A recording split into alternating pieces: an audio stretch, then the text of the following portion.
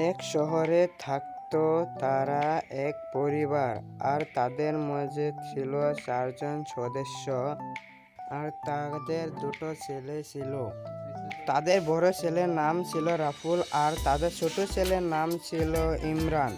তাদের বড় ছেলে অফিসে কাজ করত, তারই বিপরীত তাদের ছোট ছেলে ইমরান ছিল একজন বেকার ছেলে। ইমরানকে তো তার মা তাকে দেখতেই পারতো না।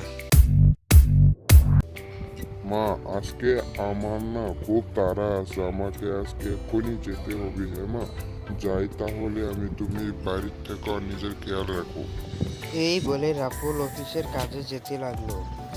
রাফুল যাওয়ার পরে এখানে ইমরান এসে তার মাকে বলতে লাগলো, মা, খাবার আছে থাকলে দাও, কিছু খাই।